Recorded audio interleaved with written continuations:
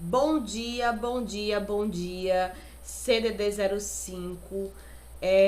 Como eu estava comentando agora com os demais que tinham entrado, né? Nós voltaremos com as aulas presenciais, né? A partir de segunda-feira. Como a aula de vocês é no sábado e sábado que vem é feriado, dia 1º de maio, então nós teremos um encontro aí presencial daqui a 15 dias, né?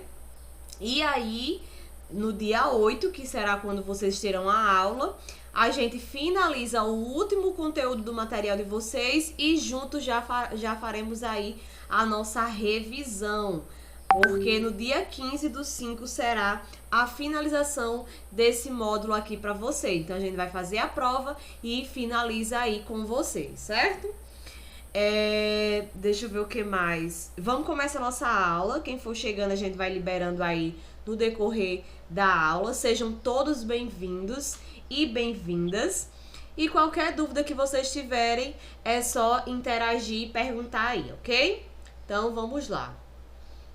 Regina, eu vou desligar o seu áudio, porque você deixa o áudio ligado e fica dando interferência aqui, certo? Mas quando você precisar falar, é só desativar e depois que você fala, você ativa novamente, ok? Deixa eu só desativar aqui. Não tô conseguindo, Regina. Se você conseguir desativar seu áudio, eu agradeço. Aqui não tá indo.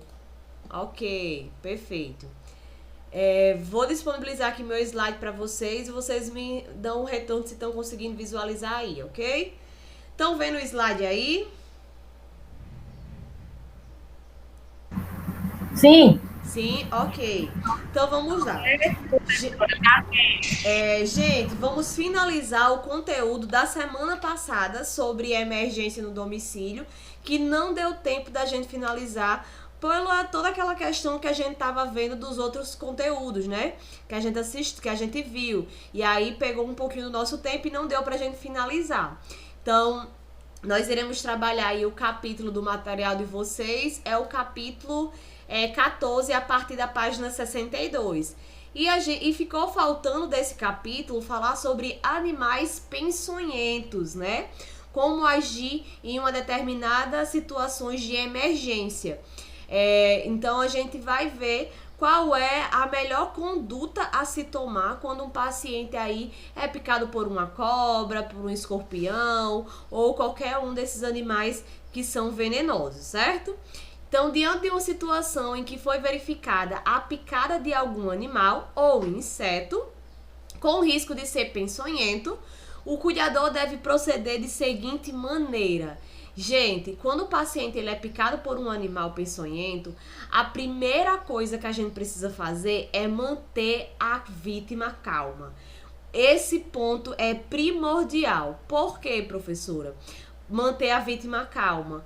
Por causa, né, que quanto mais a vítima ficar agitada, né, mais ela vai aumentar os batimentos cardíacos e automaticamente ela vai aumentar o fluxo sanguíneo, né, e aí estimulando que esse veneno ele venha se espalhar ainda mais rápido.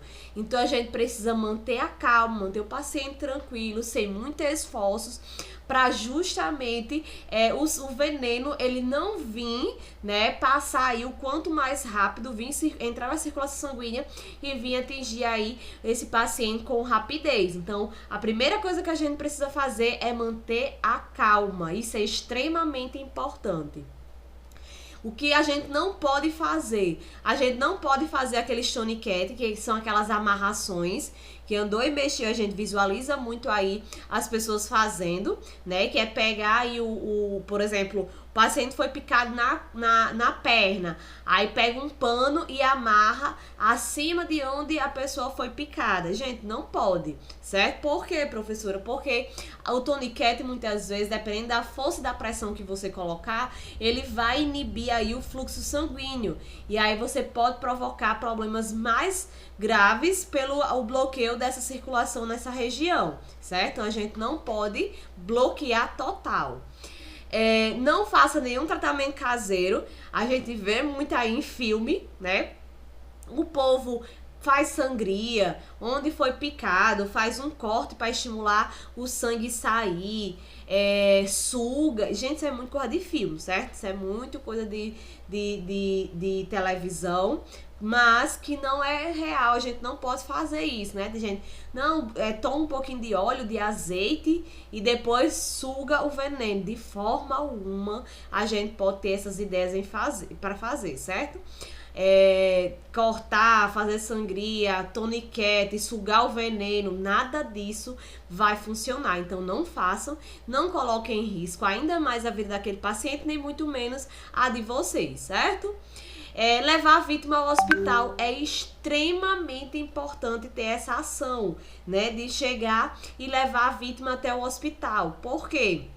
Porque o atendimento para esse paciente é de urgência, de emergência. Quanto antes, né, esse paciente for atendido, melhor. Como eu falei para vocês, o veneno ele vai se espalhar. Então, quanto mais rápido ele chegar no pronto-socorro para ser atendido, melhor para esse paciente, né? A gente viu, acho que foi em 2019, foi 2018, acho que foi 2019.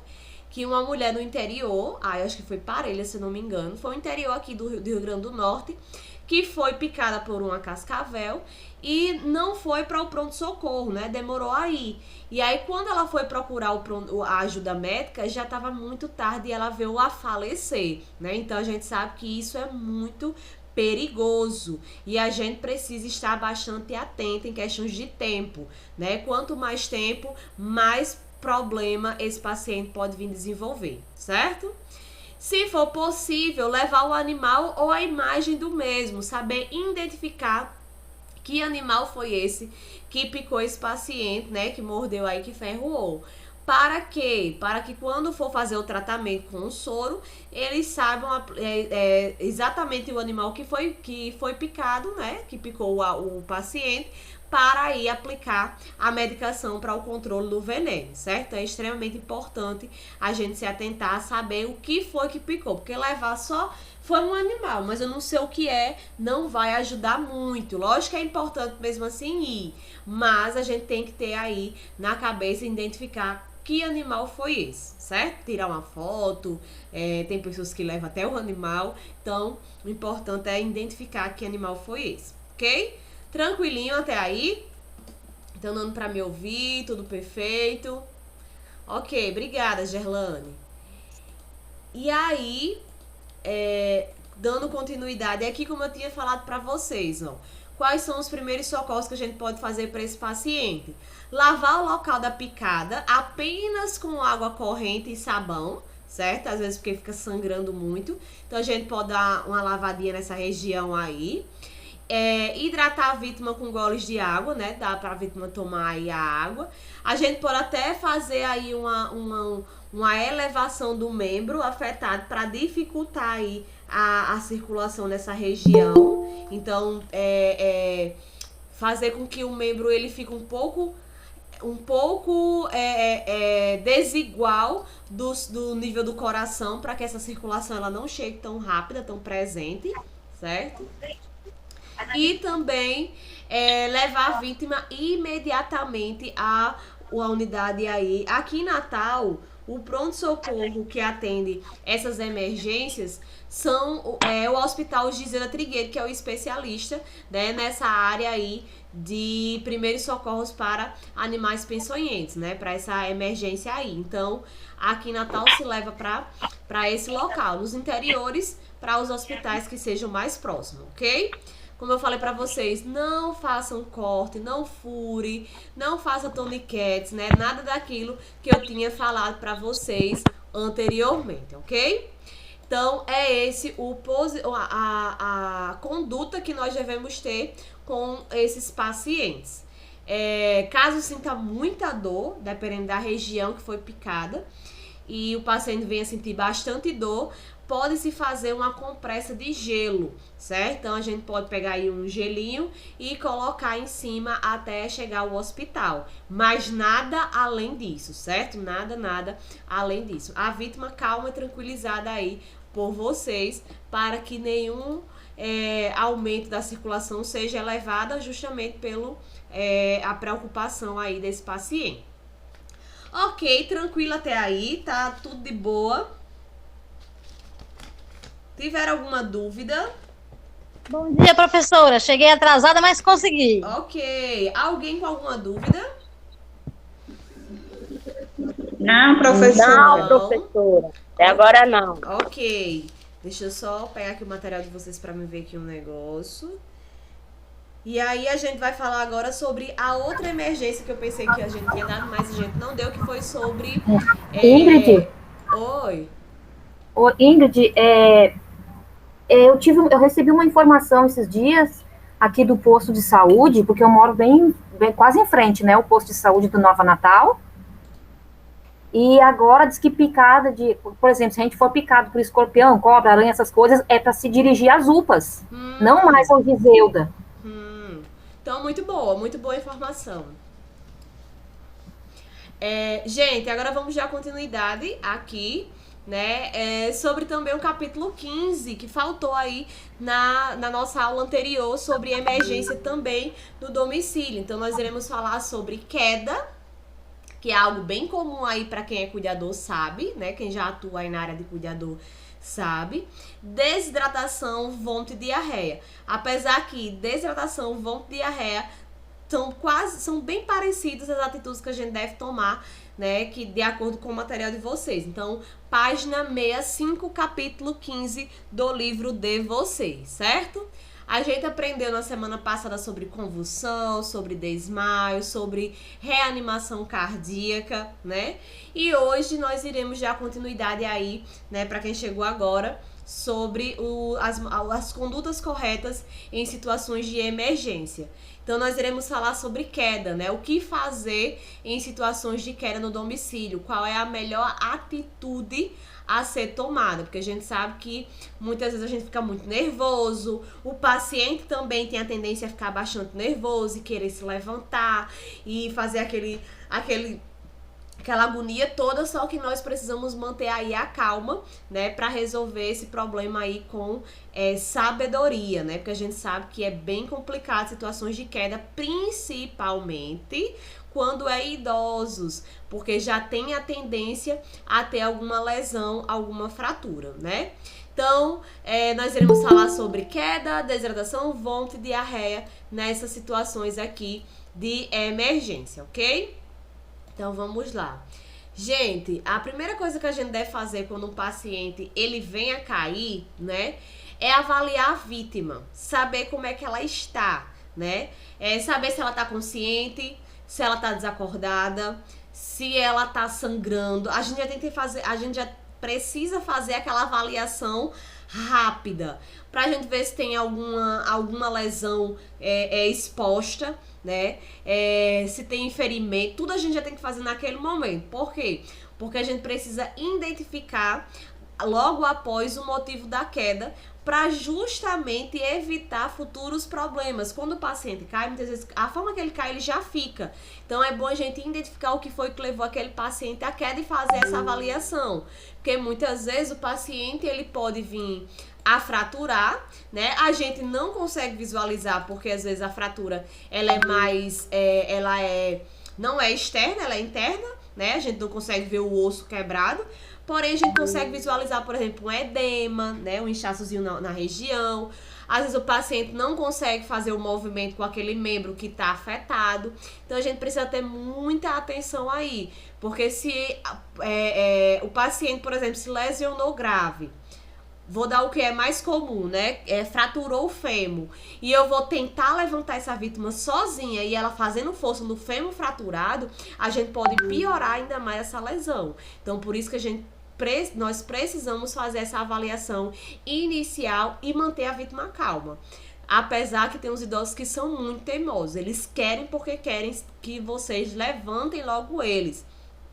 Sempre que alguém fala sobre essas situações de queda, sempre relata, professora, mas a minha idosa era muito teimosa, ela não queria ficar aguardando sentada onde ela caiu, queria que eu levantasse, né? Então a gente tem que ter muita sabedoria nesse momento e calma para resolver aí e fazer com que o paciente se tranquilize, mantenha a calma que vocês irão ligar para a emergência, porque o paciente está sentindo dor, a gente já observou que tem algo mais grave. Quando não, né? Quando a gente vê que só é escoriações, é só porque bateu, arranhou, o paciente tá conseguindo se movimentar o braço direitinho, movimentar a perna direitinho, é tranquilo, né? A gente pode levantar ele, mas quando existe risco de fratura, aí não, aí a gente tem que se atentar um pouco mais. Então, observe deformidades, dor intensa, capacidade de realizar movimentos, certo? Tudo isso pode chamar a atenção de situações mais graves e que a gente não pode vir aí movimentar esse paciente de todos os jeitos, certo? E aí, nunca colocar o osso no lugar. Ai, peraí que eu coloco já seu braço no lugar. Jamais, né? Se luxou, saiu do lugar o ombro do paciente, leva até o pronto-socorro. Nada de tentar colocar de forma alguma no lugar. Ligar para emergência em situações em que o paciente não consegue, você não consegue ajudar o paciente também não tem como se levantar por causa justamente de alguma lesão mais grave. Então liga para a emergência que eles vão vir dar todo o suporte necessário que vocês precisam, certo? E acalmar a vítima, como eu já tinha falado para vocês anteriormente, acalmar a vítima é extremamente importante. Como eu falei, muitas vezes são muito teimosinhos, querem levantar, querem fazer isso, aquilo, outro. Só que a gente tá observando que não é o momento certo para eles se levantarem sozinhos ou fazer qualquer tipo de movimento mais brusco. Ok? Tranquila aí sobre queda. Alguma dúvida? Sobre situações? Não, professora. Professora, minha paciente caiu 2 vezes, mas não foi comigo. A primeira vez ela caiu, quebrou a bacia, né, que fala, tirou do lugar. Aí, a segunda vez, ela caiu e abriu a cabeça e pegou 3 pontos. Mas não foi comigo, foi depois que eu saí do trabalho. É um desespero quando isso acontece, porque a responsabilidade, queira ou não queira, está em vocês, né? É vocês que estão aí responsáveis por cuidar desse paciente. E aí, quando acontece uma situação dessa, gente, é desesperador, né? Quem passa, quem sabe. Eu falo assim, quando eu boto ela no canto, que eu chamo ela de Florzinha, eu falo, Florzinha, fique aí, não é pra sair, tá? Ela, não vou sair não, que eu tenho medo de cair. Eu disse, pois é, não saia não, senão você cai, tá certo? Ela, tá bom. Minha filha, é desse jeito que o movimento acontece. Eu morro de Maricélia medo. botou aqui no bate-papo. Bom dia, professora. Estava sem internet, só agora consegui entrar. Ok, Maricélia, seja bem-vinda. A gente começou há pouco tempo também, então tá tudo tranquilo. Mas acontece muito, os idosos são muito teimosos. Então, por isso que vocês, quando estão trabalhando, vocês precisam ficar muito atentas a cada detalhe desse paciente, a cada passo que ele vai dar, vocês precisam estar atentos, porque idoso é igual a criança, eles cegam, né? E aí, quando a gente vai ver, quando menos espera, o paciente cai. E às vezes a queda não precisa ser aquela queda estrondosa que Ave Maria, foi uma coisa mais terrível do mundo. Às vezes o idoso escorrega, vai caindo bem devagarzinho e fratura mesmo assim. Então, a gente tem que ter muito cuidado porque eles são muito frágeis. E aí a tendência a se lesionar é altíssima, né? E a gente sabe que os familiares, eles não querem nem saber o que é que aconteceu. Eles só querem saber que a culpa foi... Só querem dizer que a culpa foram de vocês. A maioria, sim, né? Então, por isso que a gente precisa se atentar, ter muito cuidado aí com situações de queda. A desidratação, ela ocorre quando a pessoa perde bastante líquidos, né? E aí gerando uma diminuição dos seus sais minerais em decorrência de vômito, diarreia, entre outros aí problemas que podem ocorrer. Então, a gente sabe que tem pacientes que têm a tendência a não gostar de querer tomar água, tem uma dificuldadezinha aí, né? E essa falta de ingestão hídrica pode gerar, sim, uma desidratação. Então, o paciente que tem a pele bastante seca, né? Eu sempre digo a vocês que um dos pontos para a gente observar o nível de desidratação no paciente é a gente ou segurar assim, ó, fazer tipo uma pega na pele.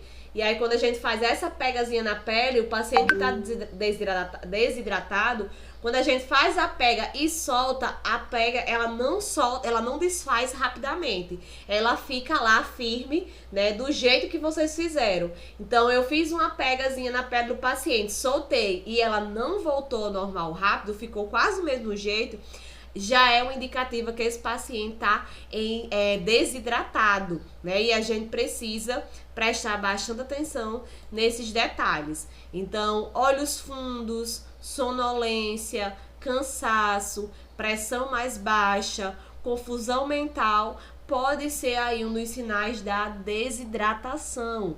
E a desidratação pode chegar a um nível mais severo, precisando aí, né, de internação. Então a gente sabe que nós precisamos estar muito atento com a hidratação dos nossos pacientes, certo? Sempre ofertando água, sempre observando. Paciente vomitou 2, 3 vezes ao dia. Esse paciente tem que repor, né, esses líquidos que eles estão perdendo, diarreia do mesmo jeito, e não achar que não vai dar certo, vai melhorar daqui para amanhã, melhora. E a gente sabe que o idoso é bem mais frágil, então qualquer coisa pode estimular uma desidratação, ok? Então cuidado aí quando o paciente estiver passando por algum desses momentos, e a gente tem que estar sempre atentas. Vômito, né? O vômito, ele é uma expulsão ativa de um fluido pela boca, conteúdo gástrico, podendo ser decorrente de uma doença, de uma reação do seu organismo, e até mesmo por causa de algum alimento que fez mal, ou medicamento, alguma coisa do tipo, né? E aí a gente sabe que o vômito é terrível. O vômito, ele é muito desgastante, e o paciente que tem a tendência a facilidade de vomitar com frequência pode evoluir para uma desidratação, como a gente tinha falado anteriormente. Então a gente tem que ofertar muita água, se possível, e o paciente aceitar, ofertar também o soro caseiro, né, que a gente sabe que pode ser feito aí em casa tranquilamente.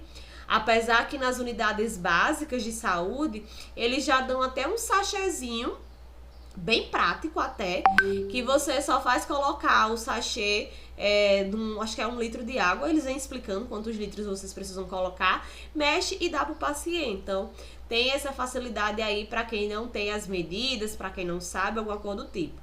No livro de vocês, vem ensinando como fazer aí o soro caseiro, né? Então, 1 litro de água filtrada, fervida ou mineral, 1 colher de sopa bem cheia de açúcar, ou 2 colheres rasas de açúcar, que está em torno aí de 20 gramas. Quem tiver aquelas balancinhas de medir comida, já pode até medir, né, as gramas a balancinha.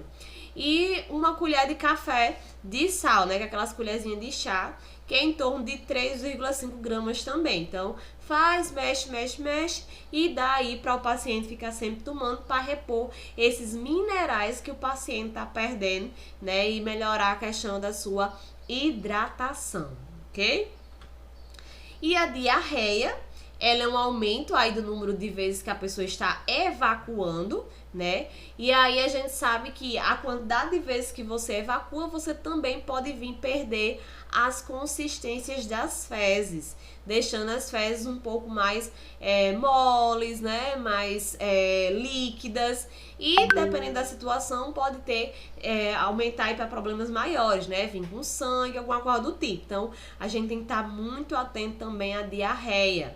E aí, quando a gente pega um público frágil, como a terceira idade, essas 3 situações que eu falei para vocês, da desidratação, do vômito e diarreia, pode levar a casos de internação. Então, por isso que a gente tem que se atentar aí com esses pacientes e sempre ofertar o melhor para eles, certo? Então, dê preferência a comer aí frutas, legumes, né, que são mais saudáveis, evitar muita fritura, comida muito apimentada, e comida muito, essas coisas mais doces, né, que gera mais aí açúcar. Então, são coisas que a gente deve evitar e coisas que a gente pode estar sempre ofertando para melhorar aí essa diarreia do paciente, né, alimentos saudáveis. Dúvidas sobre primeiro socorro, sobre essa primeira parte que a gente falou? É tranquilo, né? Mas Tranquilo, aí dizendo que não. É super de boa essa primeira parte aí. Tinha o tempo que não deixou a gente finalizar ele. Gente, e o nosso conteúdo de hoje, que nós iremos aprender, né, será sobre Parkinson. Então, hoje nós iremos falar sobre esse assunto que é bem importante, que a gente precisa se atentar aí, né? Quando Professora, Oi. Não tinha nessa aula sobre choque não em casa? Choque não. Tá bom então, obrigada. Gente, capítulo 16, certo? Página 68 a 71. Nós iremos falar sobre doença de Parkinson, como eu falei para vocês. Nós sabemos que a doença de Parkinson ela é bem recorrente aí no nosso dia a dia também, né? Talvez vocês como cuidadores, quem teve a oportunidade de conhecer e observar como essa doença ela evolui no paciente, né? Já tem outras pessoas que não conhecem, no caso, às vezes nunca nem viu algum paciente com Parkinson. A gente vai conhecer um pouco mais sobre esse assunto, ok? Na semana passada, como eu falei para vocês, a gente viu aí sobre toda a situação de emergência, que foi bastante rica a aula, né? A gente tirou várias dúvidas, esclareceu, aprendeu muita coisa legal. E hoje nós iremos falar um pouco mais sobre a doença de Parkinson, né? Vocês irão conhecer o que é o Parkinson, afinal, que doença é essa, né? Quais são os tratamentos que a gente pode ofertar aí para um paciente com Parkinson, né? E como vocês, cuidadores, podem ajudar esses pacientes que são acometidos com essa enfermidade. Então, qual é a melhor atitude que vocês devem tomar aí no dia a dia para melhorar a qualidade de vida desse paciente? Então, a gente vai aprender sobre vários pontos super legais sobre essa patologia, certo? E aí eu queria perguntar a vocês se vocês conhecem ou já trabalhou com alguém que tem Parkinson e saberia falar alguma coisa sobre essa patologia. Alguém de vocês tem algo a falar, a comentar? Professora, eu não trabalhei, mas lá onde eu tomo conta da senhorinha, na casa que eu tomo conta da senhorinha, a irmã dela tem isso, professora. Professora, eu fico nervosa quando eu vejo ela fazendo alguma coisa, que ela treme muito. Muito mesmo. Derrama tudo que tem. Fica uma sujeirada só. Mas eu nunca trabalhei com pessoas assim, não. Alguém só mais? Ver. Adrina? Minha avó tem, professora. Oi? Minha avó tem. Sua avó tem. Mas o movimento dela é só de subir e descer o braço. Sim. Me chamou, professora? Por que você liberou o áudio? Eu pensei que você queria falar alguma coisa.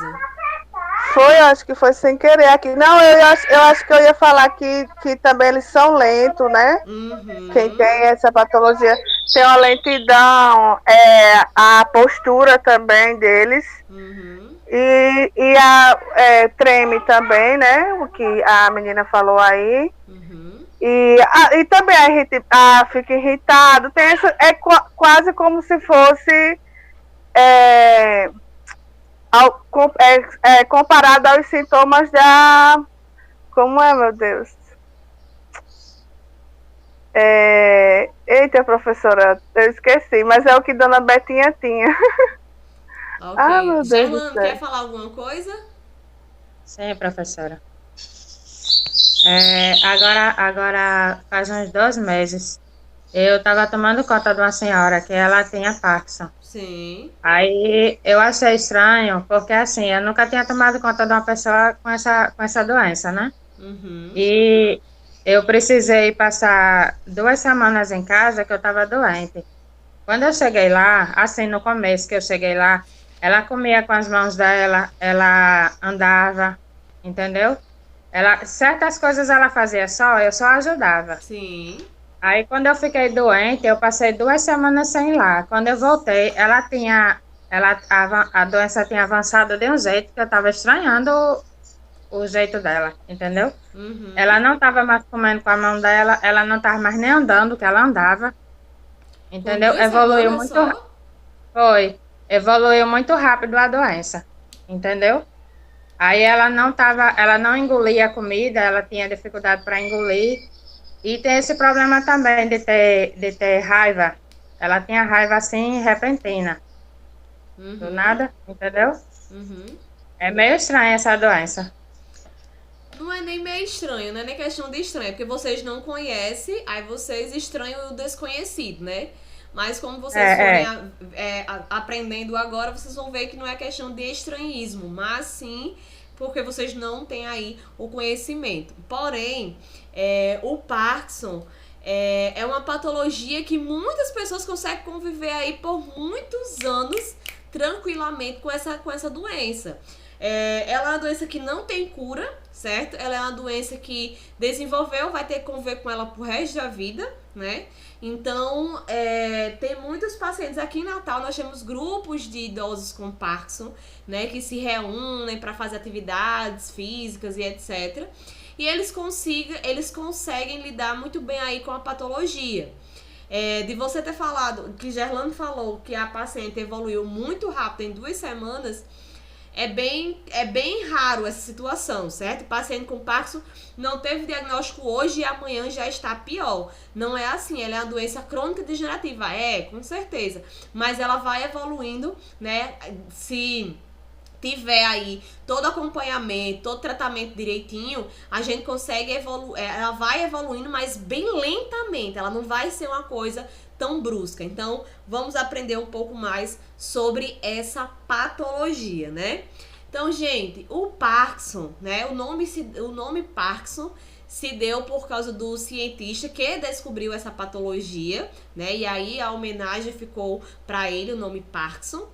Ela é uma doença que afeta o sistema nervoso central, então nós já sabemos que é uma doença neurológica. Nós sabemos que doenças neurológicas precisam de um cuidado a mais, um cuidado assim, com mais detalhes, porque a gente sabe que está mexendo com um sistema que é extremamente importante, que é o comando do nosso corpo, né? Então, tendo como principal característica a morte dos nossos neurônios, que são as células do sistema nervoso, certo? Os neurônios são as células que compõem aí o nosso sistema nervoso.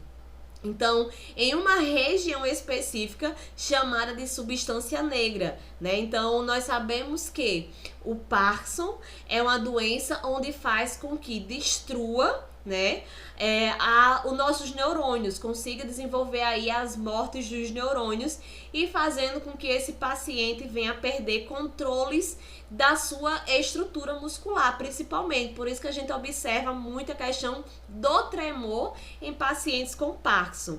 Então aqui, ó, é o nosso cérebro, né? Nós sabemos que o nosso sistema nervoso central, ele é formado pelo nosso encéfalo, que é toda essa região do nosso cérebro, e também desce para a nossa medula espinhal, né? E aí, a célula que a gente fala é essa que tá aqui lá na lateral, que é o neurônio, né? Que ele é responsável por conduzir aí os impulsos nervosos. Então, nós sabemos que o nosso corpo, ele reage instantaneamente, né? Quando você pensa em fazer uma coisa, seu corpo é rápido, ele faz assim, no estralar de dedo, né? Como, por exemplo, a eletricidade. Tudo que a eletricidade vai fazer é rápido, a eletricidade não demora. Então, por exemplo, para mim acender e apagar uma luz, né?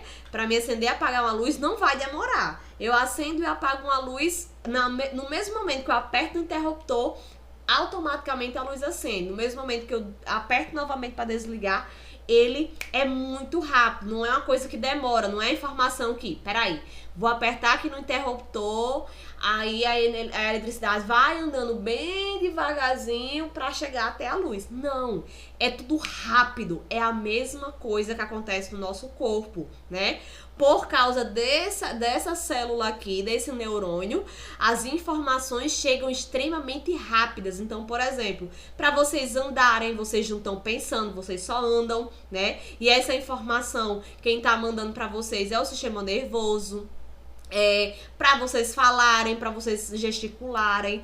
Então tem muita coisa que vocês fazem aí rapidamente e sem pensar, né? Porque além de entrar no automático do seu corpo, quem é responsável por esse movimento é o nosso sistema, que manda a informação para nossa musculatura. Então é como se fosse a eletricidade.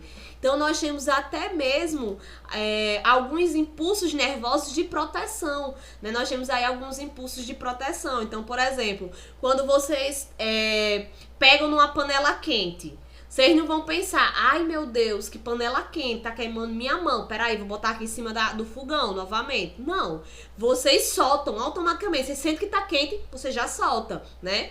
Você andando na areia descalço, aí pisou no prego, Muitas vezes você nem pensa.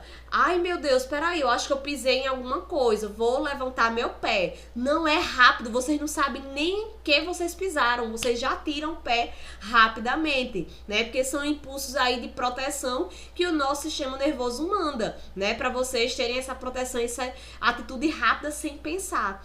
Porém, quando a gente começa a perder uma grande proporção, essas estruturas que mandam essas informações rápidas pra gente, o corpo começa a desenvolver aí, né, uma consequência de falhas, né? Então, por exemplo, se eu cortar o fio daqui da minha casa onde acende a luz desse quarto, automaticamente, né, quando eu desligar a luz, se eu cortar o fio, ele não vai chegar. Eu posso morrer de apertar o interruptor, a energia tá ligada, mas não vai chegar até lá por causa do fio que está sendo cortado. Então, esse neurônio, a partir do momento que ele é perdido, né, no nosso corpo, no nosso organismo, a gente começa a ter vários probleminhas aí e a gente não consegue mais repor eles. Certo? Então, ó, o paciente em condições normais, nessa imagem que vocês podem ver, eles liberam a dopamina, né, que é aí uma substância bem importante para o nosso organismo funcionar nessa rapidez. Ele começa a diminuir para o paciente que tem Parkinson. E aí, a conexão entre os neurônios começa a dificultar por causa dessa substância que está sendo diminuída no nosso organismo.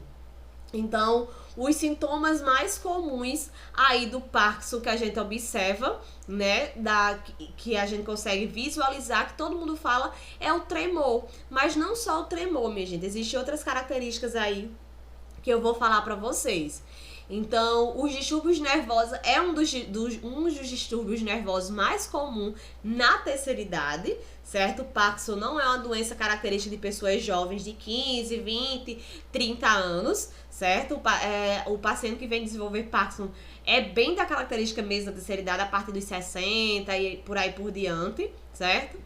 É caracterizado principalmente por prejudicar a coordenação motora e provocar tremores, dificuldade para caminhar e se movimentar, né? Como eu falei para vocês, eles estão perdendo esse comando e aí é algo que eles não conseguem controlar e às vezes eles não conseguem conter, né? Tanto que tem vários pacientes de Parkinson que eles ficam com vergonha. Se vocês observarem, muitos pacientes, eles têm a tendência a cruzar as mãos, colocar mais para baixo, tentar segurar quando tá na frente das pessoas, porque é algo que ele não consegue. Aí, na hora que ele dizer, eu quero parar, eu paro. Não acontece. É algo involuntário, né? O tremor está aí presente, o paciente tá só tremendo, por exemplo, os braços, e ele não consegue conter, né? E aí, quando vai se alimentar, quando vai tomar banho, ou quando tipo, é difícil, dificulta um pouco mais justamente por esse excesso de movimento, certo?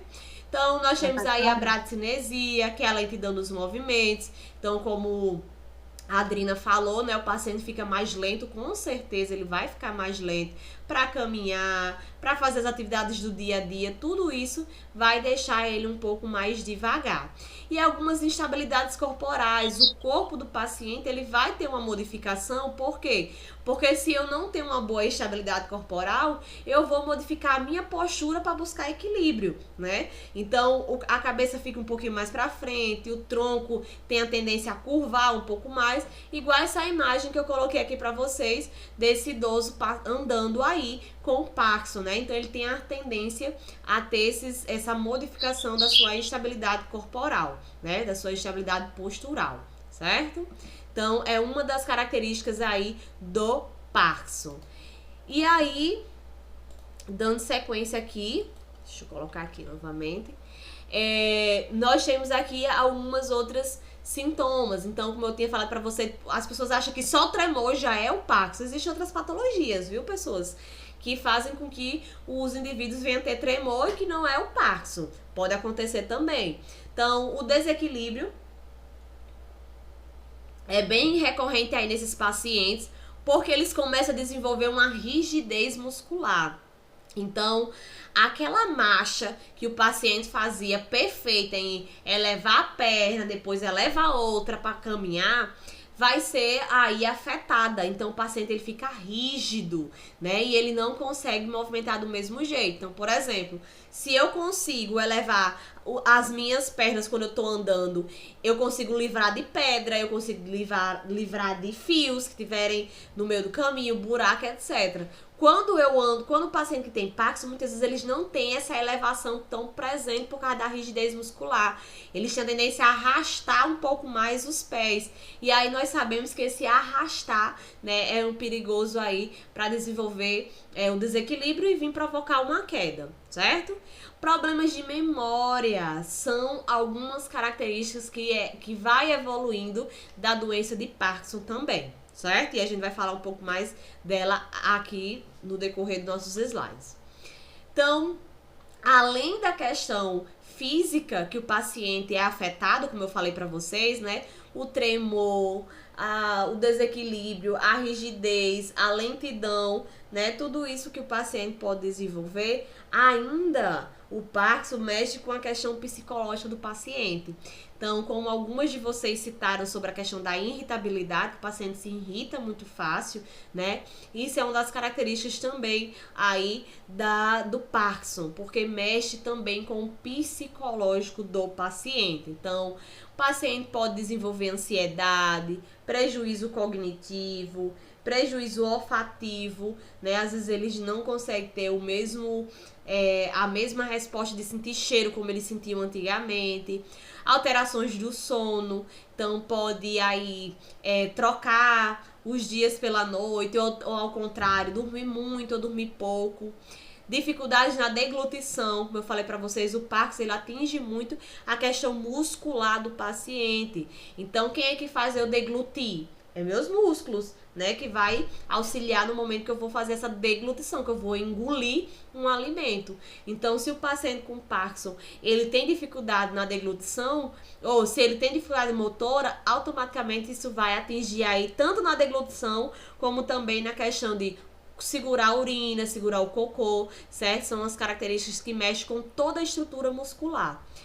E aí pode chegar até a demência, minha gente, depressão. Então, o paciente de Parkinson ele tem que ser muito bem assistido, né? Porque nós sabemos que a depressão é muito debilitante, a ansiedade é debilitante e pode evoluir para demência. Então, professora, o paciente que tem Parkinson evolui para Alzheimer? Não, certo? Porque nós sabemos que Alzheimer é um tipo de demência e o Parkinson ele pode sim evoluir para outro tipo de demência, ok? Até aí, estão dando para entender? Estão dando para acompanhar direitinho? Sim? Ok. Então, vamos continuar aqui. E aí, os cuidados, né? Quais são os cuidados que a gente deve ter com esse paciente? Gente, nós sabemos, nós já conhecemos as fragilidades, né, que esses pacientes têm. Então, os cuidados vai ser baseado no que esse paciente necessita. Então, se o paciente tem dificuldade a caminhar, a gente precisa dar toda a assistência no caminhar desse paciente.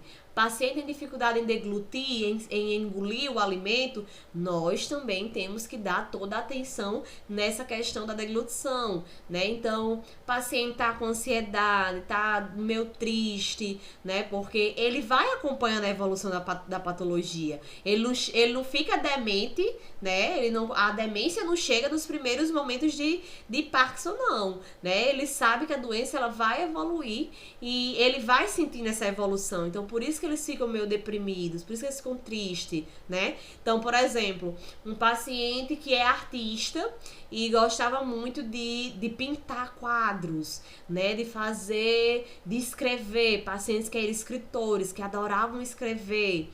E aí, pelo tremor, por exemplo, atrapalha. Então, são situações que eles vão sentindo e aquilo vai entristecendo cada vez mais, né? Então, aquele pintor que fazia quadros belíssimos, hoje não consegue fazer mais porque o tremor não ajuda. Então, são situações que vão deixando eles cada vez mais debilitados, mais aí afetados. Professora, Oi. a minha avó hoje em dia, ela nem cozinha mais, porque ela não consegue. Sim. Ela tem quantos anos, Mari? Ela tem 68. 68, novíssima. Nova, muito nova. Novíssima. E faz quanto tempo que ela foi diagnosticada com Parkinson? Acho que faz uns 2 anos, professora. Sério? Mas ela faz todo acompanhamento, Mari? Faz de acompanhamento nada, que ela mora no interior, o povo lá tá muito parado. Ah, não acredito. Faz não. É porque eu conheço vários pacientes com Parkinson que já convive com a doença, por exemplo, quase 10 anos e consegue, lógico que tem limitações, porque a doença traz essas limitações, mas consegue conviver muito bem, né? E aí quando a gente vê uma idosa, gente, 68 anos é uma idosa jovem, né? Ela vai, quando a gente chega lá, ela fica sentadinha na cadeira, ela fica com muita vergonha, ela fica passando a mão na cabeça, fica inventando de passar a mão em algum canto do corpo, que é pra gente não ficar vendo, ela fica com vergonha. Não ficar observando o tremor dos membros, né? Obrigada, professora. Mas eles têm a tendência mesmo a ter vergonha. A maioria eles ficam um pouco envergonhados, sim, né? Eles têm a tendência a ficar querendo segurar as mãos para não tremer, a querer baixar ou alguma coisa do tipo, porque eles têm essa tendência de as pessoas ficarem olhando, e pior que as pessoas olham mesmo, né? Bota aquele olhar intimidador, que fica olhando para aquela pessoa com julgamento, e a pessoa fica logo, né, toda aí desconfiada, né? Aí prefere não, às vezes não prefere mais sair de casa ou fazer qualquer outra coisa. Oi. A senhora que eu tomava conta dela, ela tem 83 e ela dançava muito. Ela dançava, ela tinha muito, era ativa, entendeu? Aí hoje ela assim, fica depressiva porque não consegue fazer o que ela fazia. E em relação à mudança do humor, né? Tinha dia que ela tava de boa, assim, conversando comigo, ria, a gente conversava, brincava. Mas quando era no outro dia, aparecia outra pessoa. Ela tava séria, tava super diferente. Essa característica também. A paciente também pode, às vezes, ter até outros problemas psicológicos, né? Associados. Então, pode ter uma bipolaridade, pode ter aí outros problemas que possam estimular essa mudança de humor também, certo? Ela tinha problema de circulação. Aí, ela tinha muita agonia nas pernas. Então, eu acho que isso também deixava ela muito depressiva, porque eu tinha que estar o tempo todo massageando as pernas dela e não tinha remédio, não tinha nada que fizesse ela passar a agonia das pernas. Tinha dia até que ela chorava. Mas, Ingrid? Oi. Às vezes também sabe o que pode ser essa alteração no humor aí, que a Gerlane está falando, da paciente dela? Porque, assim, durante o dia a Gerlane estava lá, né, e estava cuidando dela, estava lá para cuidar dela.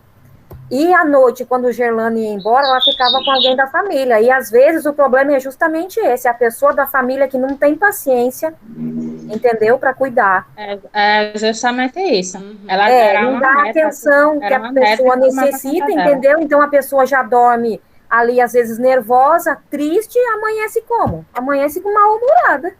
Justamente. Pode ser também. Gente, e aí... Falando sobre a progressão do Parkinson, né? Nós sabemos que às vezes acontece uma incapacidade, começa a trabalhar, a desenvolver mais de um lado, mais um unilateral, né? E aí depois pode acontecer bilateral, o paciente começa a ter dificuldade em movimentar aí os dois lados do corpo. Aí, como eu já tinha falado para vocês, a questão do desequilíbrio, das quedas, das discinesias, né, que é fazer movimentos aí iguais juntos, eles não conseguem, eles têm essa lentidão. A demência e as alucinações também que podem aparecer com a progressão dos problemas psicológicos também, que eu já tinha falado para vocês anteriormente. Então, é de uma importância ao cuidador compreender os estágios da doença, né? Porque, como eu já sempre falei para vocês, e eu falei sobre isso em Alzheimer, que muitas pessoas gostam de culpar o comportamento do paciente com dizer que o paciente é assim, é assado, porque é um paciente ruim, ele sabe o que tá fazendo, ele faz isso porque quer.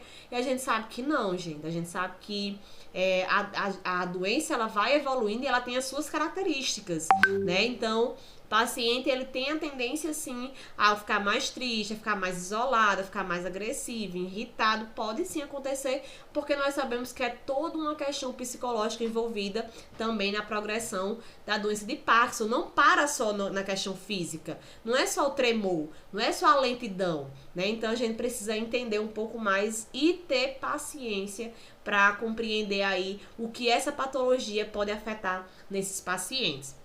Até a própria família, minha gente. A própria família, como o Débora falou, né? Às vezes não tem paciência. Acha que, Ave Maria, depois que ficou assim, só é irritada, isso, aquilo, outro. Mas nós sabemos que essa irritação, essa tristeza é típico da doença, é característica da doença. Então, nós temos que ter muito cuidado aí sobre essas questões quando a gente fala e quando a gente tá trabalhando com esses pacientes, ok? Erione tá só no papo. Erione não tá prestando atenção nessa aula, tá, Erione? Tá só no papo. O que foi que eu falei agora?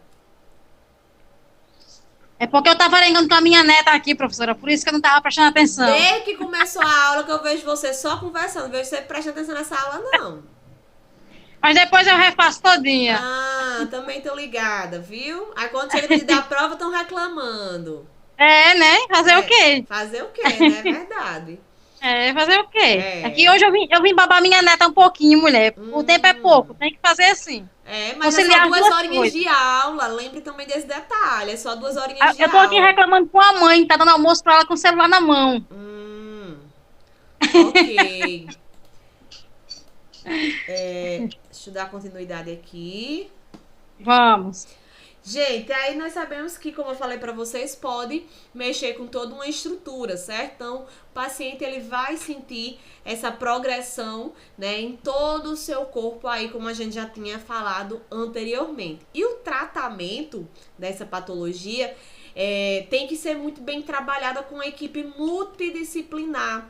Então, o tratamento não é só com o médico neurologista. O tratamento vem com toda uma equipe aí para que esse paciente ele não evolua tão rápido como, por exemplo, a avó de Mari, né? Que disse aí que com 68 anos já não faz quase nada, não cozinha. O paciente ele vai perdendo sua qualidade de vida, porque principalmente se ela gosta de fazer aquilo e ela para de fazer, nós sabemos que isso traz uma interferência muito grande, né? E aí, esse paciente ele tem que ser muito bem assistido. Gente, aqui pelo SUS, nós temos essa assistência, certo? O que é que acontece? Precisa ser procurada, né? Tem pessoas que dizem, mas não isso, aquilo outro. Mas, gente, a gente tem que procurar, né? A gente sabe que as coisas não são fáceis. Então, se a gente não procura uma boa assistência para esse paciente quando a família não tem condições, né? A família tem que procurar. Às vezes a família se acomoda, não, tá tomando um remédio, já é o suficiente. Não é, certo? Tomar somente a medicação não é o suficiente para trabalhar toda essa questão, ajudar esse paciente com a doença de Parkinson. Então, nós precisamos de uma equipe preparada para estar junto com esse paciente. Então, a utilização de medicamentos, respeitar os horários, se for possível, iniciar a fisioterapia para trabalhar essa questão da dificuldade na marcha, do caminhar, da queda, né? Aí entra a fonoaudióloga para trabalhar a questão da deglutição, que o paciente às vezes fica com ela com um déficit para deglutir, para engolir a comida.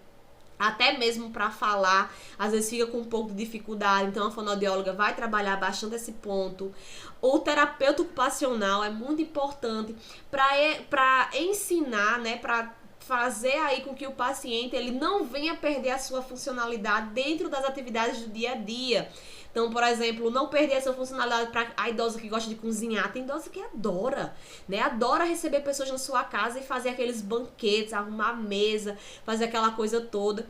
E quando a gente pega uma idosa, principalmente jovem, né? Eu acho uma idosa de 68 anos jovem demais, né? Então, precisa manter a qualidade de vida dela. A gente precisa buscar uma visão melhor de cuidado para esses pacientes.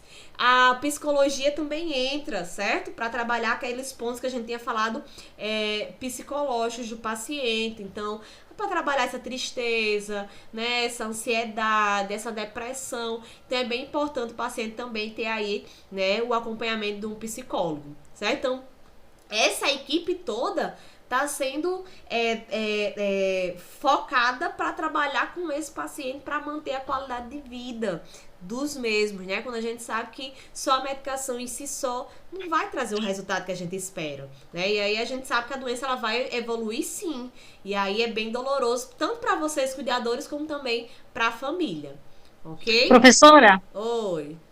mas a família nem sempre colabora nesse sentido, né?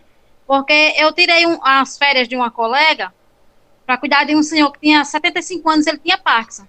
E ele não tinha todo esse acompanhamento. Quando a gente questionava a família, né, nesse sentido, aí a própria esposa dizia que não tinha necessidade mais de tanto cuidado. Ele já estava perto de morrer mesmo, não precisava mais estar gastando tanto com tanto médico.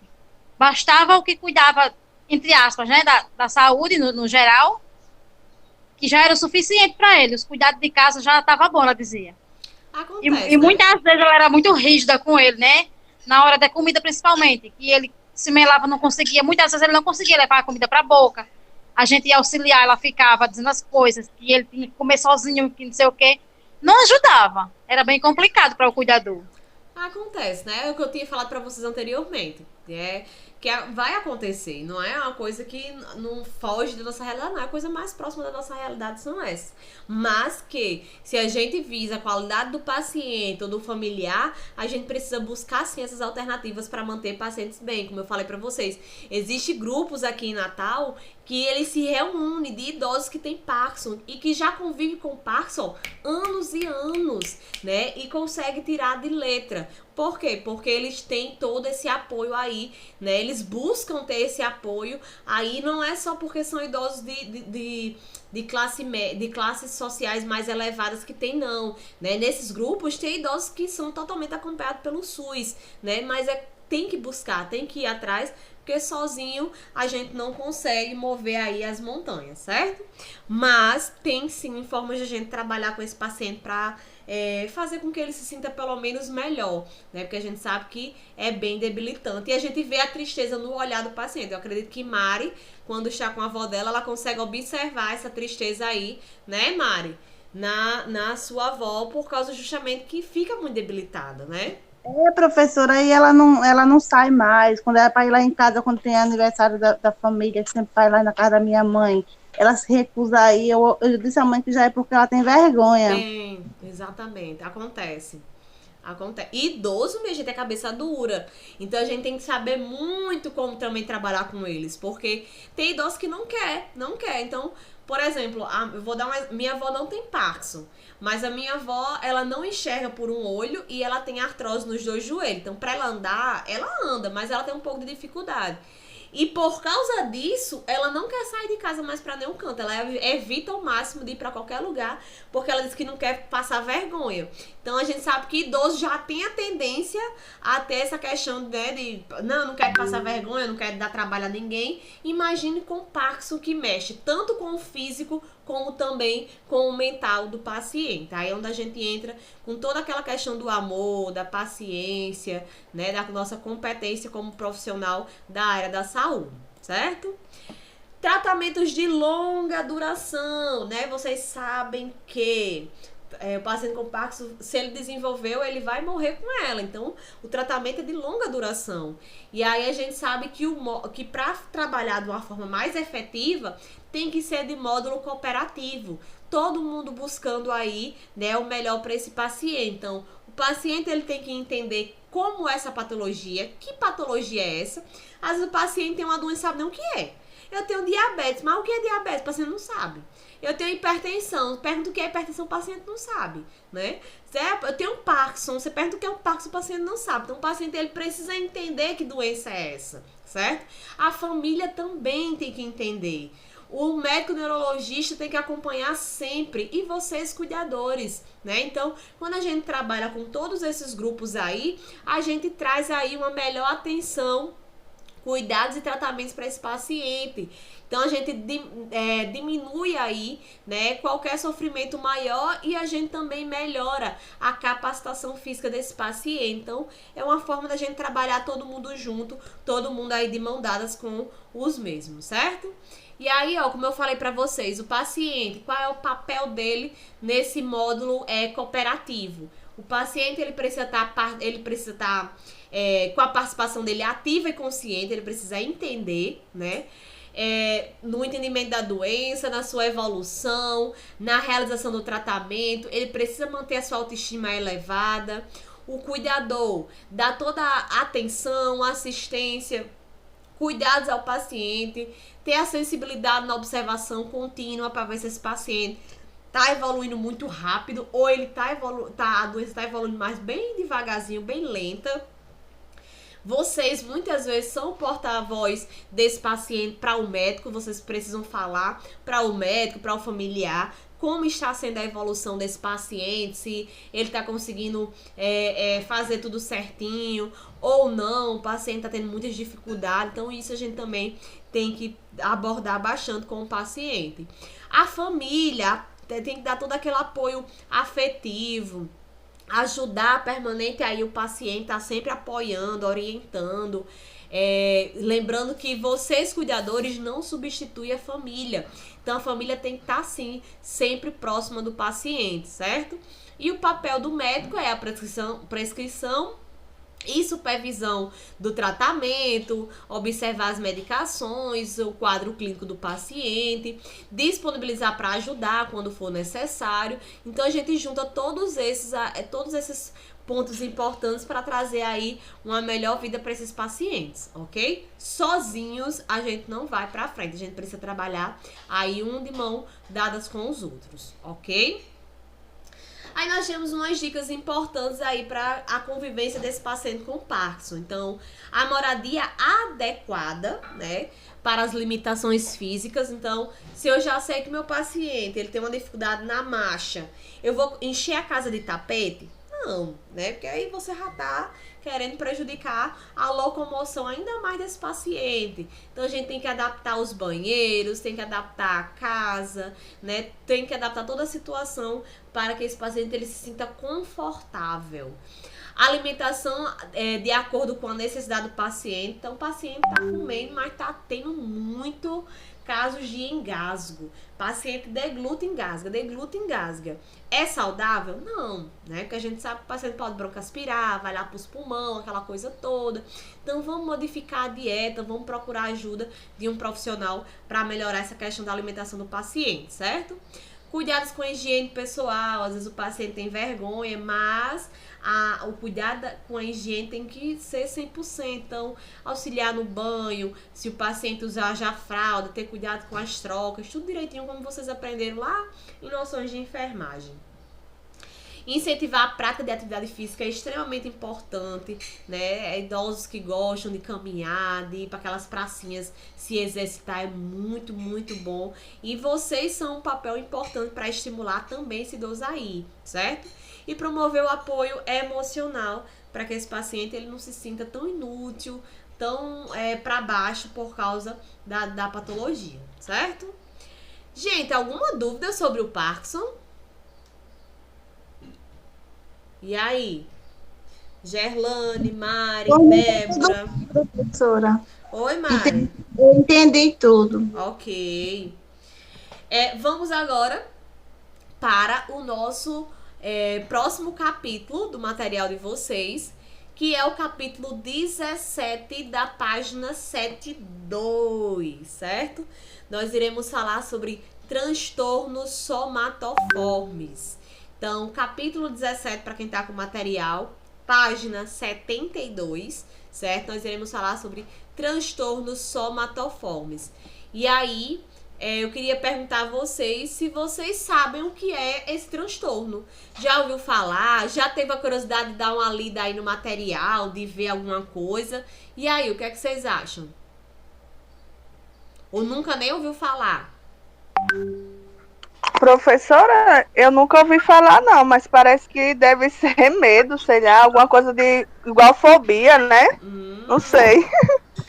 Transtorno nunca ouvi falar. Adriana, você talvez não tenha ouvido falar o nome, mas quando a gente começa a falar, a entender a patologia, e você começa... Menina, eu acho que eu sei quem tem. Eu conheço... Aí tem, né? é porque o nome é diferente, mas eu acho que deve ser. algum tipo de fobia, um medo, sei lá, alguma coisa assim. A gente vai falar Pelo sobre transtorno. Transtorno psicológico, né? transtornos psicológicos, Débora falou também. Eu acho.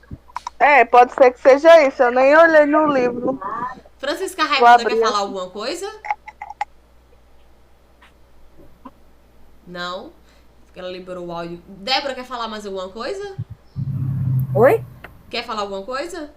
Não, eu só acho que é transtorno mesmo. Que aí, porque eu vi aqui agora eu pegando aqui o livro, faz com que o paciente sinta sintomas de doenças que ele não tem, é isso?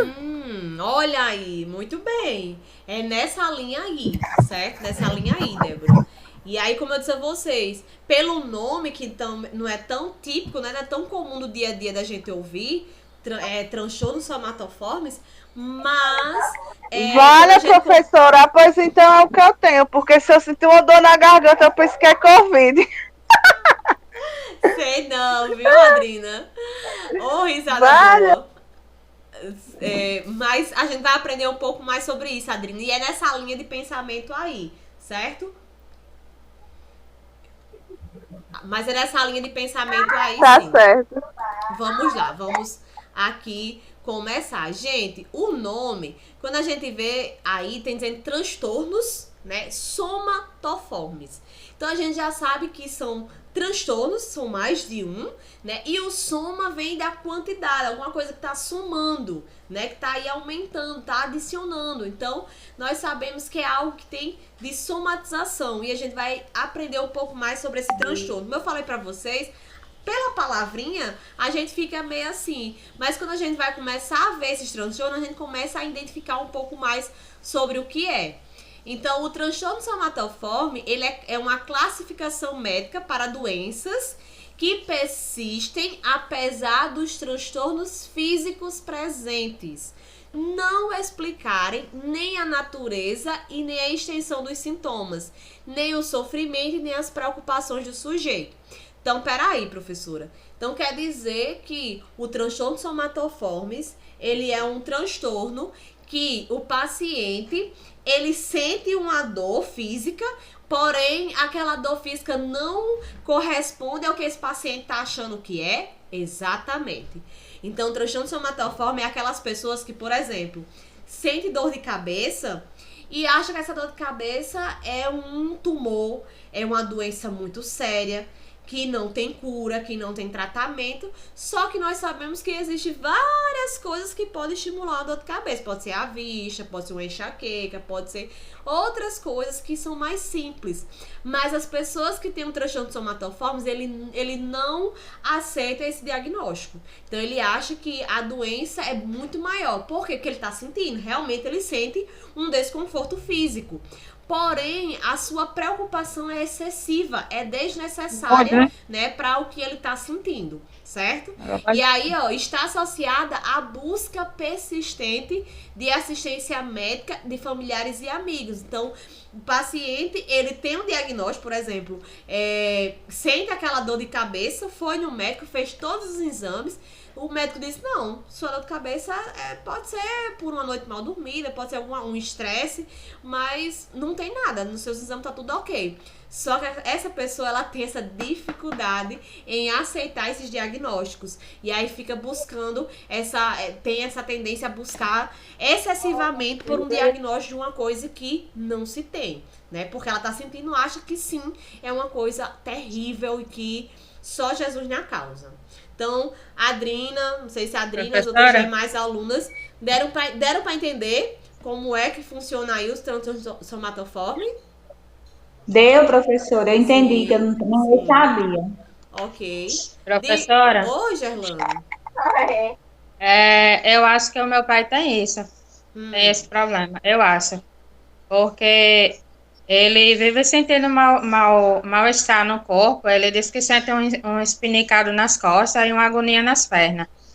Aí, até eu mesma já fui com ele para o hospital ali no Onofre Lopes. Ele vive indo para o posto de saúde, se sentindo mal, só vive se sentindo mal. Mas todos os exames, todas as coisas que passam para ele, ele nunca dá nada. Nunca dá nada, né? Aí tá bem associada a transtornos psicológicos também, né? Porque o transtorno somatoforme, ele mexe muito com a área da psiquiatria, psicológica do paciente. E aí a gente vai aprender um pouco mais dele sobre mais à frente. Professora, seu João tinha uma coceira. Aí o que eu fazia? Porque na verdade eu achava que não era, entendeu? Assim, que a gente já tinha levado no médico tudo e tal. Aí o que eu mandava as meninas comprar aquela pomadazinha, dexametasona, e eu ia e passava. Aí eu dizia, seu João, aliviou a coceira? Ele, sim, Aninha, sim. Agora tá bom tudo, agora eu vou conseguir dormir. Então, eu fazia isso e dava certo. E aí, mas ele aceitava, Adriana, essa parte boa, né? Quem tem um transtorno, ele não aceita. Então, nada que faça, né, vai trazer a saúde dele de volta. Nada. Tudo que você fizer, não aí cabe a gente, né, a conversar, explicar e amenizar, né? Tirar esses pensamentos. Eu acho que... Aí, por isso que eu fazia isso. Eu dizia, seu João, vou pedir para as meninas comprar uma pomada. Aí eu vou ficar passando no senhor, que é para aliviar essa coceira. Porque... Aí ele, você vai ali, minha filha, comprar na farmácia, que ele morava do lado da farmácia. Eu digo, eu vou agora mesmo. Aí eu ia, e aí ele ia ficando mais tranquilo. Mas tinha noite, né? Que a cuidadora da noite não dormia, passando essa pomada nele. Mas porque quando bota na cabeça, minha gente, pra tirar é luta, né? E vai pra médico, o médico diz, não é nada, e aí bate até um desespero pra quem cuida, né? Porque a gente sabe que é bem frustrante. E também para as pessoas que estão nessa agonia, querendo saber o que é que tem, sendo que não tem nada, né? Então, o transtorno somatoformes, aí a gente vai conhecer todos os transtornos que junto, né, tá aí, englobam aí os somatoformes. Então, nós temos o transtorno de somatização, sintomas físicos inexplicados, manifestados antes dos 30 anos. Gente, para quem tem acesso à Netflix, eu indico a vocês assistirem Doenças do Século XXI, certo? Quem tem aí a Netflix, tá um dia de descanso, e tiver a curiosidade de assistir, eu indico vocês assistirem. Vou assistir, professor. Doenças do Século XXI. Adriana, ele é muito bom, porque ele traz... Mas tô com medo de assistir e eu ficar pensando.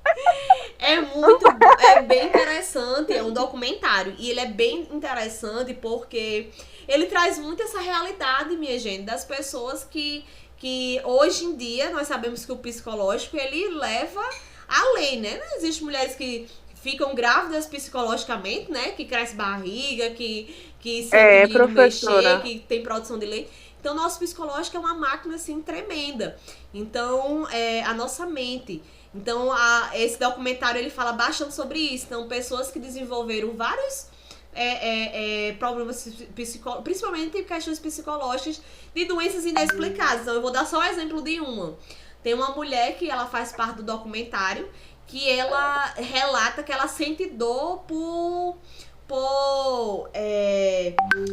Wi-Fi, tudo que seja por via Wi-Fi, ela sente dor. Então, tudo que for que não seja por fios, conectado a fios, que seja, por exemplo, celular, internet 3G, Wi-Fi, ela diz que se chegar próximo dela, ela sente muita, muita dor.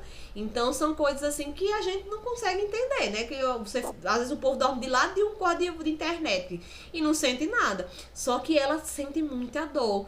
E aí ela até se muda no documentário, ela vai pra uma cidade que as pessoas não mexam muito em negócio de internet, essas coisas. Porque quando ela fica perto, ela diz que ela tem uma sensibilidade muito forte a raios. E aí esses raios que é emitido da internet, de 3G, essas coisas, faz com que ela sinta bastante dor.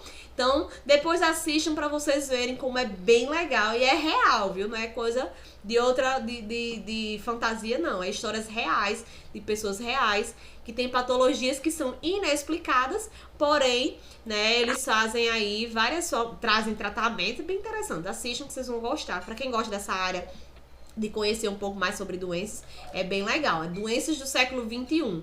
Vocês podem procurar, que vocês vão ver. Tudo esse distúrbio que eu vou falar aqui vai estar lá e vocês conseguem associar bem o que eu tô falando aqui. Então, o nome do filme, professora? Não é um filme, é um documentário na Netflix. Documentário. Doenças do Século XXI. Certo, obrigada. E aí nós temos os distúrbios somatoforme indiferenciado, que são queixas mais frequentes, são fadigas crônicas, perda de apetite e entre outros sintomas que o paciente começa a sentir. Só que quando a gente vai fazer exames, a gente não consegue identificar. Só que o paciente está sempre muito cansado, não tem vontade de comer, aí começa a perder peso. Só que nos exames laboratoriais está tudo ok, está tudo tranquilo. E aí quando a gente vai ver, é um distúrbio, né, indiferenciado que esse paciente está desenvolvendo. A hipacondria, né, que é a fixação no medo de ter uma condição médica de risco de vida. Transtorno de conversão, sintomas que são prejuízos na coordenação, no equilíbrio, paralisia, fraqueza localizada, até a perda da voz. Então, acontece, né, do paciente perder o equilíbrio, ter muita fraqueza, não conseguir se movimentar, perde a voz. E quando vai fazer todos os exames, a gente observa que tá tudo perfeito. Porém, o transtorno de conversão faz com que esse paciente, né, desenvolva toda essa questão que a gente já tinha falado, todos esses sintomas que eu tinha falado pra vocês. Distúrbio da dor, queixa de dor persistente, intensa e angustiante, que não passa nem com morfina, né, falando assim de uma forma bem popular. Então o paciente sente essa dor que não passa, que não alivia, né? E aí muitas vezes está totalmente associado a um distúrbio, né, psicológico. Distúrbio disfórmico corporal é quando a pessoa tem uma intensa preocupação excessiva sobre uma deformidade imaginária no seu corpo, né, ou até mesmo mínima.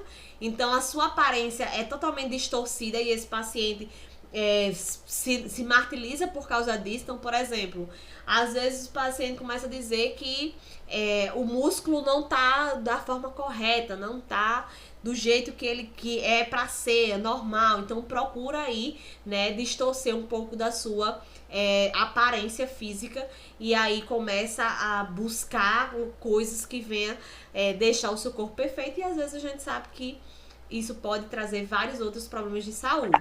Professora, então quando manhã vier dizer eu tô sentindo isso, eu vou dizer, mãe, a senhora tá com um transtorno aí, eu vou procurar saber qual é esse, viu? Você não vai dizer, manda pra o pelo amor de Deus. Que é não, mais porque Ave Maria, agora eu já sei. Porque quando a gente bate de frente, minha filha, aí é que eles ficam bravos, aí que acha que a Não, gente... porque ela tava dizendo que o dedo mindinho dela tava ficando torto. Sim. E a pessoa olha, eu digo, não, mãe. Ela disse, dói que estou, Adriana. Dói que estou. Eu digo, sim, tá certo. Toma de pirona que passa. Mas tá ficando ou não?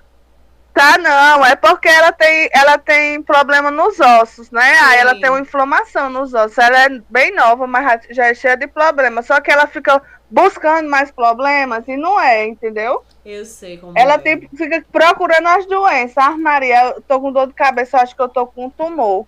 Ela diz desse jeito. É nesse pique aí as pessoas que têm um transtorno somatológico. Aí, mãe, deixa eu dar tuas coisas. Quem tem tumor, mãe, vive desmaiando, não é só uma dorzinha de cabeça, não. Ela diz, não, mas começa com a dor de cabeça. Eu digo, pois vá pro médico, vá pro médico.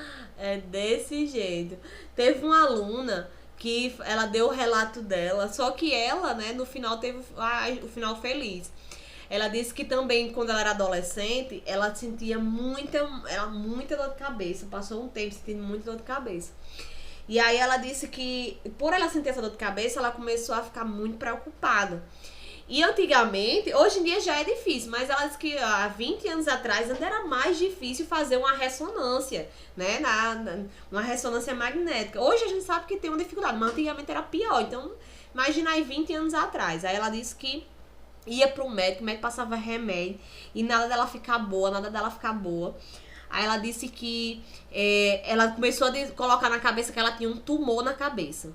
E esse tumor, ela disse que estava solto, que qualquer momento podia estourar. Na cabeça dela era desse jeito. E aí o que ela começou a colocar na cabeça? Que ela não podia mais mexer a boca, nem fazer nenhum tipo de movimento, porque se ela mexesse, o tumor ia estourar. Então, ela começou a se alimentar por canudo, porque ela não queria mais movimentar a boca. Ela disse que não andava, ela só vivia deitada. E aí, o pai dela começou a se desesperar, porque ela começou a perder muito peso, aquela coisa toda, né? E aí ela dizia que nem falar, ela não falava mais, porque ela dizia que se movimentasse a boca, ela sentia que o tumor ia estourar. Imagina aí a situação. Aí ela disse que o pai dela vendeu uma moto que ele tinha pra pagar uma ressonância pra fazer, né, o exame na cabeça dela.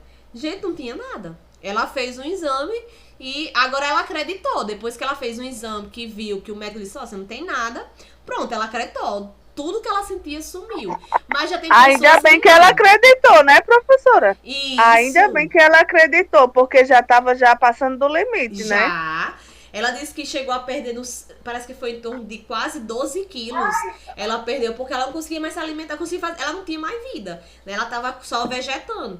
Porque ela dizia que a sensação que ela tinha é que o tumor tava solto e se ela movimentasse, ele estourava. Então, isso é o psicológico da gente. Psicológico, exatamente. E aí, depois que ela fez esse exame, né? O pai dela teve que desfazer da moto que ele tinha pra pagar esse exame. Pronto, ela ficou boa. O médico disse que não tinha, ela acreditou, mas tem pessoas que não acreditam. E aí tá o problema, né? E eu acho que quando tem as pessoas ao redor que também não incentiva, não ajuda muito, só atrapalha, aí piora mesmo, né? Porque eu digo isso sobre manhã, mas eu falo, mãe, então vamos no médico, eu fico procurando saber se ela tá sentindo ainda. Só que eu acho que às vezes é o psicológico, e às vezes ela nem lembra mais, tá entendendo? E ela às vezes já tem tanto problema assim de dor que ela nem. É tanto que quando ela tá aqui, pode botar dois frascos daquele de pirona que numa semana vai embora. Porque. Aí tipo, eu digo isso brincando, mas claro que eu não vou estar dizendo, mãe, isso aí a senhora tá ficando doido, isso é da sua cabeça, isso aí. Mãe, então vamos no médico, vamos procurar o médico. A solução, né? Verdade. Pra, tipo, porque aí se for não, você tá ficando doida.